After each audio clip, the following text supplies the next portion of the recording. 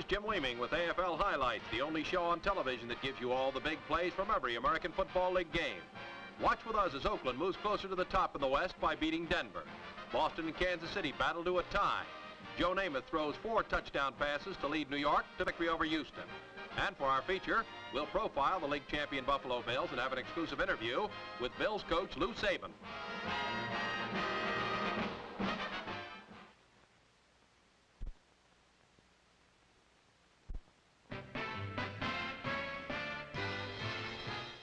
The Oakland Raiders, only a game and a half behind San Diego in the Western Division, try to make up some ground over the idle Chargers against the Denver Broncos at Bear Stadium in Denver.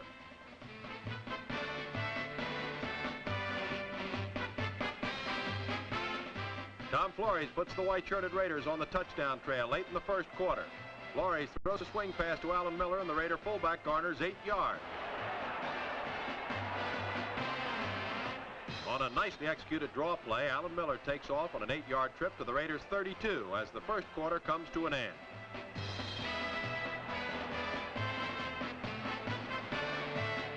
Tom Flores opens the second period of play by passing to Ken Herrick for 13 yards as the Raider drive carries into the Bronco corral.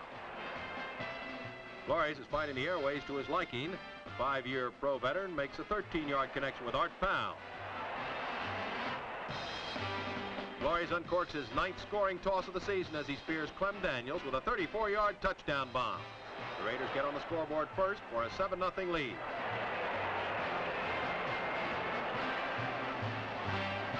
An interception gives the Raiders another scoring opportunity later in the quarter. Tom Flores cashes in on the break by pegging a pass to Art Powell for the counter. Oakland assumes a 14-0 advantage.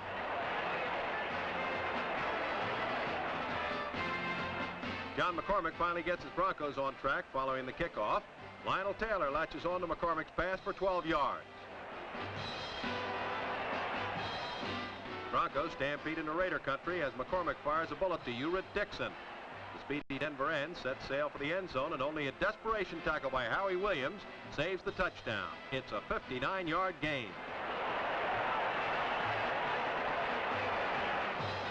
McCormick goes to his favorite receiver on the next play.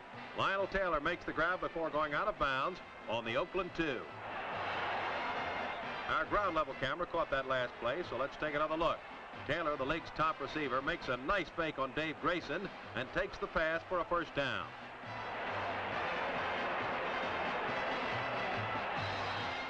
Wendell Hayes smashes over from there, and Denver makes the halftime scoreboard read. Raiders 14, Broncos 7. The Broncos stampede for more midway through the third period. John McCormick throws over the middle to Urit Dixon for 10 yards. A 15-yard penalty moves the ball to the Oakland 22. Cookie Gilchrist gets to the 15 before a nice tackle by John Williamson brings him down. John McCormick drops back and aims a pass toward the corner of the end zone. The pass has touchdown written all over it, but Bob Scarpetto can't hang on. McCormick gets the touchdown this time. Lionel Taylor latches on for his 4th scoring catch of the year, and the game is all tied at 14-14.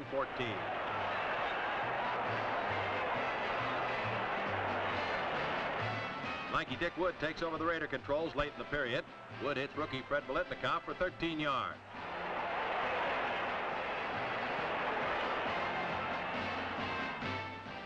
Wood stays with the Raider rookie, and this time the duo clicks for a first down on the Denver 36.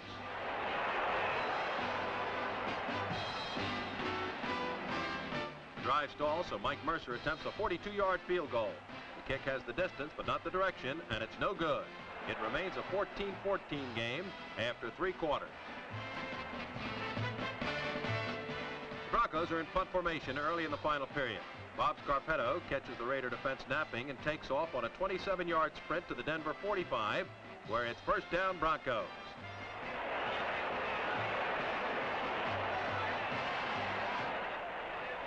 Cookie Gilchrist gets loose, and before the Raiders can catch up, Cookie bowls for 19 yards. But the officials call Denver for clipping, and the gain is nullified. John McCormick makes up the yardage lost by the penalty and more as he hits Lionel Taylor on the Oakland 35. Bronco bid for the go-ahead points goes up in smoke as McCormick's pass is picked off by Oakland linebacker Gus Otto. The Raider rookie rockets back the other way for 68 yards and a touchdown. Oakland takes the lead, 21-14.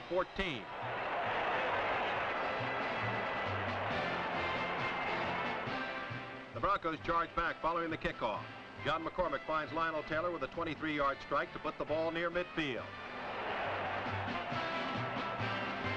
Once again, the alert Raider defense rises to the occasion. Dave Grayson swipes a screen pass intended for Cookie Gilchrist and heads for the end zone.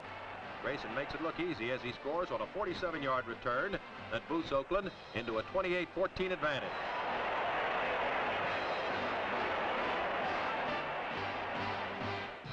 Jackie Lee takes over the Bronco reins and has better luck. Bob Scarpetto makes the grab for 13 yards. Fighting the clock, Lee must throw on every play. His pass over the middle is taken beautifully by Scarpetto on the Oakland 40. The Raider blitz doesn't affect the passing accuracy of Lee as he connects with Lionel Taylor, slanting across the middle. Taylor's fancy footwork adds some more yardage on the play. Lee keeps throwing and the Broncos keep moving. Abner Haynes takes this one and makes tracks to the Oakland 8-yard line where it's goal to go. Jackie Lee throws his 9th pass of the drive. This one to Lionel Taylor and it spells touchdown for Denver. But it's not enough as Oakland picks up ground on the idle San Diego Chargers in the Western Division title race with a 28-20 victory over Denver.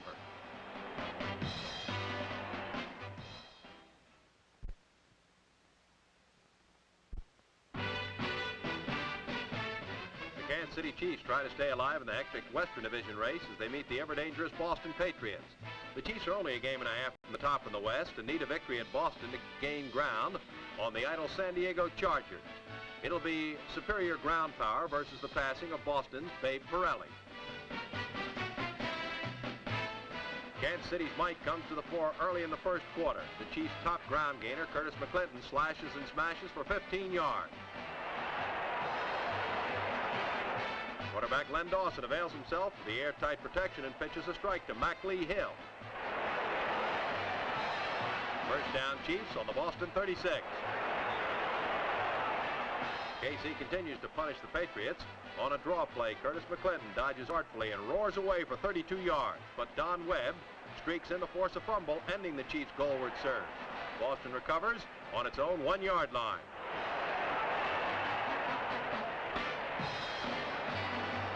Babe Pirelli proves how daring a passer he can be. The ageless veteran passing out of the end zone connects with Gino Cappelletti on a down-and-out pattern for 19 yards. The Chiefs apply a little pressure, but it doesn't hinder Pirelli as he hits Jim Nance with a pass. The former Syracuse great doesn't stop there. Raw bone power and drive come into the play as Jim bolts to a gain of 22 yards.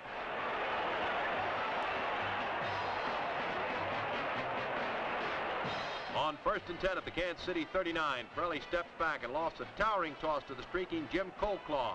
But Fred Williamson performs the way a defensive back should, intercepting Pirelli's pass on the 3. The first quarter ends with neither side able to score. The Patriots launch an assault following a missed field goal by Kansas City in the second quarter. Pirelli sends one of his aerial rockets to Jim Coleclaw. A spectacular catch by Coleclaw, and that's 41 yards for Boston. Pirelli keeps the defense guessing by handing off to J.D. Garrett. The sensational Soff is tripped after a first down carry to the Chiefs' 27. When the drive runs out of gas, Gino Cappelletti slams home a 17-yard field goal, and the Patriots lead 3-0. Following the kickoff, Len Dawson tries to rally his forces. Dawson sends a floater angling toward the sideline, where it's caught sensationally by Chris Burford for a 29-yard pickup.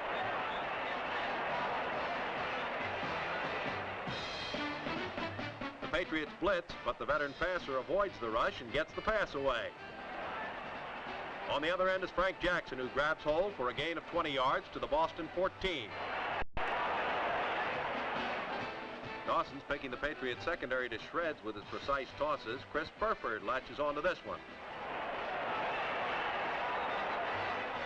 The slow motion camera highlights the great protection Dawson receives as he dances back and launches a pass goalward. Chris Burford, who would make a good second story man, leaps high to grab the toss for a touchdown. That completes the scoring in the first half as Kansas City forges ahead to take a 7-3 edge into the third quarter.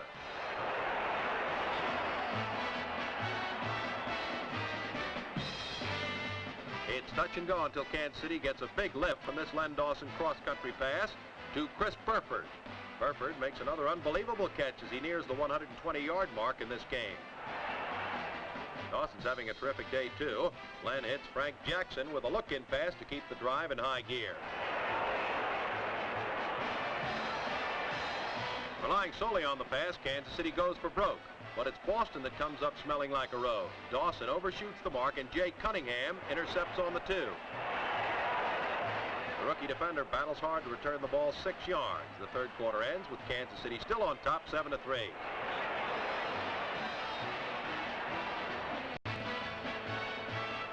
The Chiefs want this game badly, and Len Dawson has a hot hand. The powerful ground game takes a back seat to the aerial barrage as Dawson passes to Fred Urbanez for 15 yards. Dawson calls on his other wingman, Chris Burford, and hits him with a first down pass. Burford ends up a casualty in the game and is out for the season.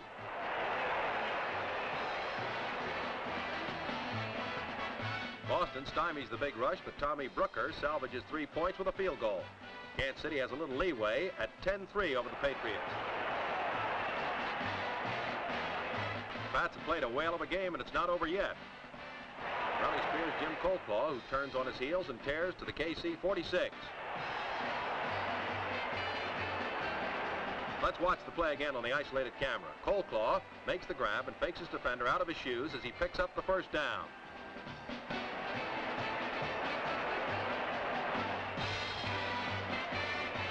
Raleigh changes partners this time. Jim Whalen breaks into the clear, and the Babe spots him with a pass. Whalen wheels and deals for a gain of 28 yards as the Patriots threaten. On the next play, Purley crosses up the defense completely as he hits J.D. Garrett with a swing pass. Garrett races into the end zone untouched to pull the Patriots into a tie with the Chiefs. Kansas City can't snap the 10-10 deadlock in the final minutes, and Boston jolts the Chiefs' Western title chances.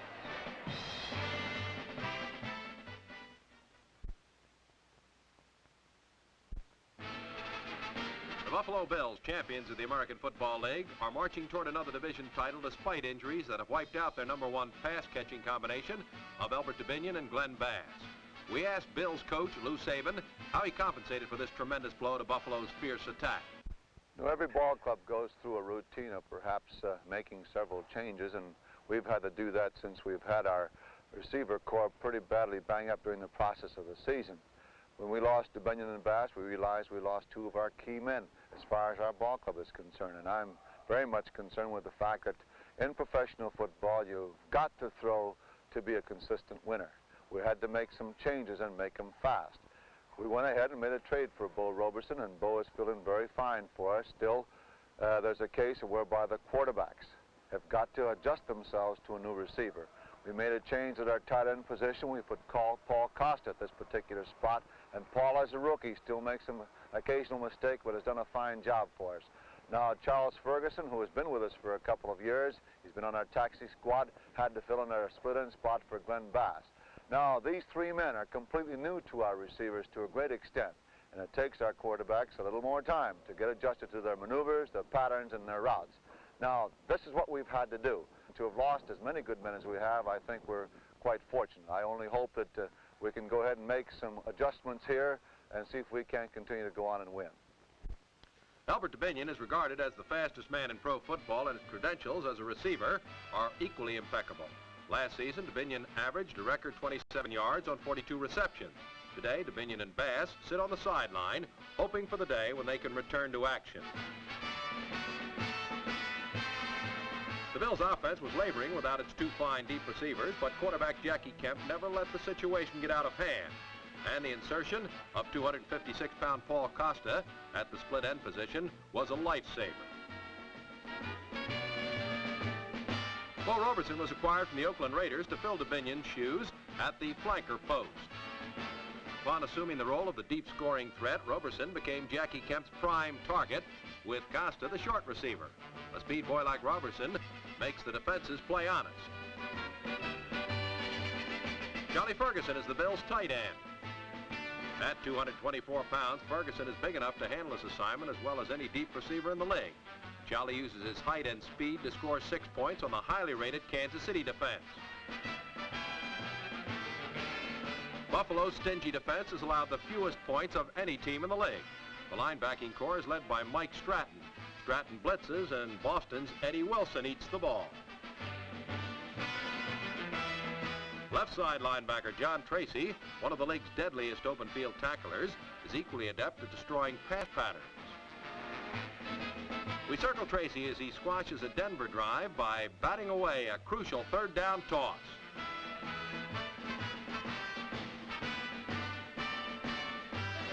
The tough no-quarter given play by middle linebacker Harry Jacobs has endeared him to Buffalo fans, if not the rest of the league. Let's run the play again on the Bills' baby-faced assassin. We circle Jacobs as he prepares to lower the boom on Denver's Abner Haynes.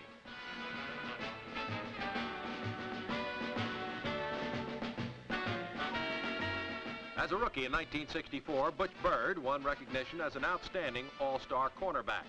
Bird has maintained this high level of performance and continues to be a scourge to enemy passers. Pete Beathard tosses and Bird intercepts to kill a Kansas City uprising. Butch is also Buffalo's chief punt return artist.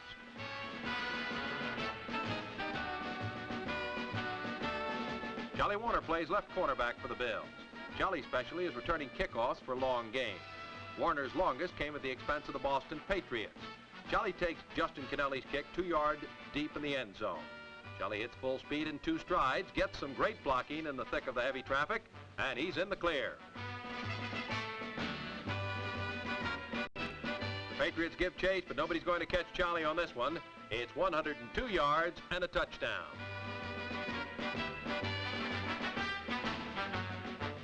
Buffalo's main scoring threat is its soccer-style kicker, Pete Gogolak. Gogolak has been perfect on 23 conversion attempts and has booted 19 of 32 field goals for a league high of 80 points. Gogolak has been the salvation of many a stalled drive. In Ray Carlton, the Bills possess one of the most underrated ball carriers in the league.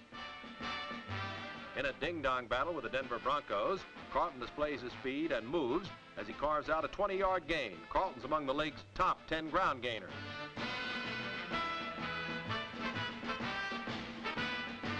The most explosive runner in the Buffalo stable is Billy Joe. Joe's speed is unquestioned. The 236-pound fullback can go all the way at any time. A smack-over type, Joe is a double-barrel threat as a talented pass receiver. You have just seen the Buffalo Bills stampeding to glory in the Eastern Division. It appears that Lou Saban has produced another championship outfit.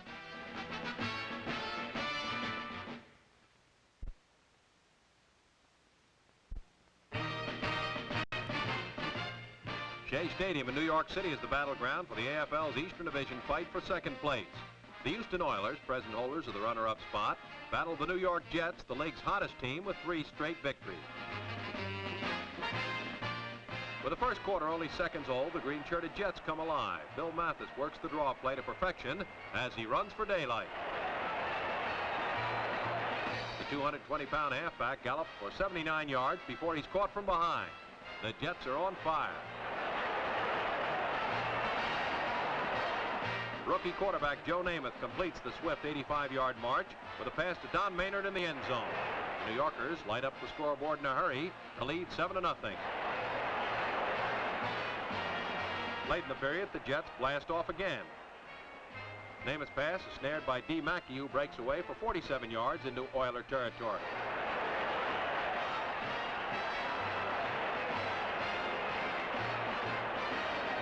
But the drive stalls and Jim Turner adds 3 points with an 18-yard field goal. New York takes a 10-0 lead. Don Troll mans the Houston helm. Forced to flee the pocket, Troll's hurried throw is picked off by Willie West, who returns to the Oiler 38.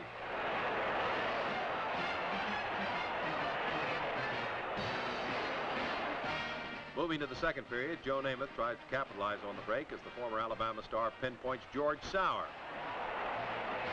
Sauer speeds toward the corner and slips in for another New York touchdown. The Jets pull away, 17-0. Red-hot Jet can't seem to get enough. D. Mackey takes Namath's pass 19 yards into the Oilers secondary. Our ground level camera watches Bill Mathis sweep the right side of the Houston defense for 9 more.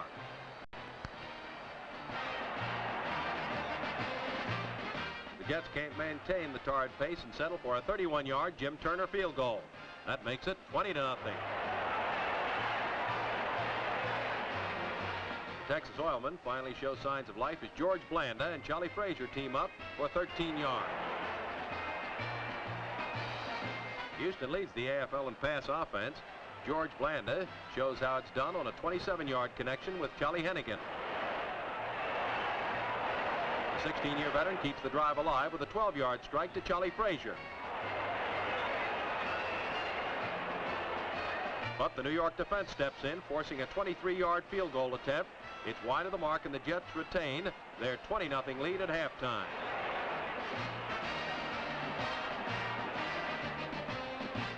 Late in the third quarter, the Jets are airborne again. Joe Namath threads a 13-yard needle to Don Maynard. Let's watch Maynard on that play with our isolated camera. He runs a short sideline pattern, crossing up his Oiler defender. Namath goes the other way this time. George Sauer performs the receiving chore, good for 14 yards, and the Jets are threatening. From the 22, Namath gives to Bill Mathis, who gathers interference on a wide sweep to the right. Mathis is finally pulled down 7 yards short of the goal line as the quarter ends. The first play in the final period is a successful one for New York. George Sauer gets credit for the score, and the Jets up the count 27-0. The Oilers try desperately to get on the scoreboard, but are foiled again. Ralph Baker intercepts George Blanda's pass and returns the ball 10 yards to the Houston 35. The interception sets the stage for Joe Namath to put his high-priced wing to work.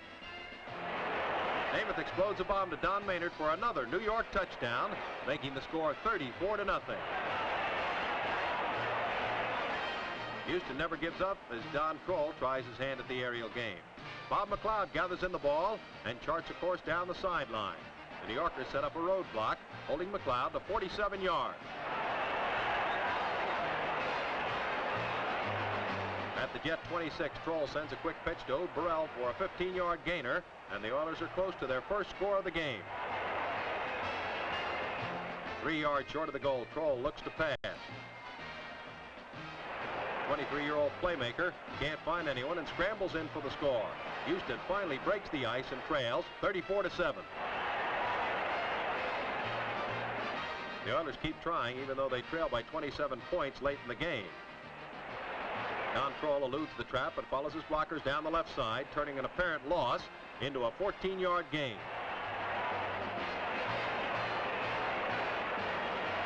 From the New York 13, Kroll works the draw to Jack Spikes, who hammers in for another Oiler touchdown. The scoreboard now reads 34-14. Mike Tolliver takes over the Jet helm. Matt Snell carries left and runs into a host of white jerseys.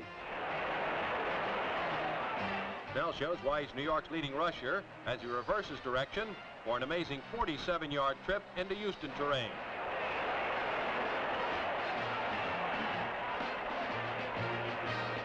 Just 28 seconds remain to be played as rookie Kern Carson tries his hand at the scoring game. Carson finds the path to pay dirt for the final touchdown of the game. The New York Jets win an easy 41-14 victory over the Houston Oilers to capture second place in the Eastern Division.